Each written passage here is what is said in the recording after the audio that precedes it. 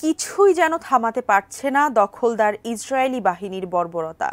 তাই হয়তো অদৃশ্য কোনো শক্তি একরকম সাজা দিয়েছে ইসরায়েলকে। একদিকে ইসরায়েলের সেনা ঘাঁটিতে ভয়াবহ অগ্নিকাণ্ডে ব্যাপক ক্ষয়ক্ষতি হয়েছে, অন্যদিকে হিজবুল্লাহর ভয়ঙ্কর রূপ দেখছে ইসরায়েলে।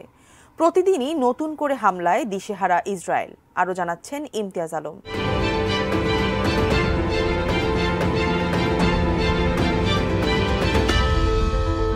দখলদার ইসরায়েলের একটি সেনা ঘাঁটিতে ভয়াবহ আগুন লেগেছে। তেল আবিবে অবস্থিত হাশমের নামের এই ঘাঁটিতে লাগা আগুন নেভাতে কাজ করছে ফায়ার সার্ভিসের কর্মীরা। ইসরায়েলি সংবাদ মাধ্যম টাইমস অফ ইসরায়েল 14 মে মঙ্গলবার এক প্রতিবেদনে জানিয়েছে, হাশমর ঘাঁটির গুদামে আগুন লেগেছে, যেখানে বিভিন্ন ধরনের অস্ত্র সংরক্ষণ করে রাখা হয়। সংবাদ মাধ্যমটি আরও জানিয়েছে, আগুন নেভাতে বর্তমানে সেখানে কাজ করছে ফায়ার সার্ভিসের 28টি দল। তবে কিভাবে সেখানে আগুন লাগলো সে ব্যাপারে কিছুই জানা যায়নি। ক্রাইসিস 24 নামের অপর একটি সংবাদ মাধ্যম জানিয়েছে, এই আগুনে এখন পর্যন্ত কোনো হতাহতের খবর পাওয়া যায়নি, তবে আগুনের কারণে সেখানকার স্বাভাবিক কার্যক্রম বাধাগ্রস্ত হয়েছে। এছাড়া পূর্ব সতর্কতার অংশ হিসেবে আশপাশের অবকাঠামো থেকে সাধারণ মানুষকে সরিয়ে নেওয়া হতে পারে।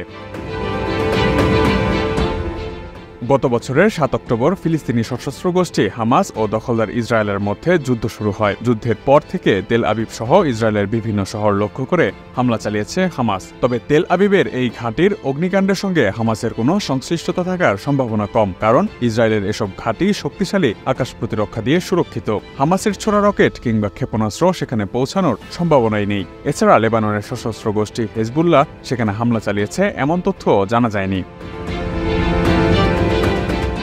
তবে এর আগে লেবাননের হেজবুল্লাহ প্রতিরোধ আন্দোলন গাজার উপর রক্তক্ষয়ী যুদ্ধের প্রতিশোধ নিতে ইসরায়েলি সামরিক অবস্থানে আঘাত করার জন্য প্রথমবারের মতো ভারী রকেট ব্যবহার করে হামলা চালিয়েছে। হেজবুল্লাহ এক বিবৃতিতে বলেছে, রবিবার স্থানীয় সময় 4টা 25 মিনিটে জেবডাইন সাইটের কাছে ইসরায়েলি সৈন্যদের এক সমাবেশে বেশ কয়েকটি জিহাদ মুগনিয়া রকেট উৎক্ষেপণ করেছে তারা। আল মায়াদিন নেটওয়ার্ক এই হামলার ভিডিও প্রকাশ করেছে। এর আগে লেবাননের প্রতিরোধ যোদ্ধারা বেশ কয়েকটি ক্ষেপণাস্ত্র সহ একটি ইসরায়েলি সামরিক যানকে ধ্বংস করে, যেটিতে নজরদারি সরঞ্জাম বসানো ছিল।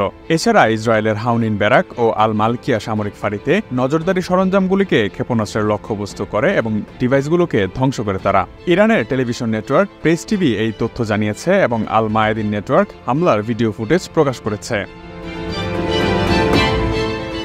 Imtiaz Alam, desk report, ATN news.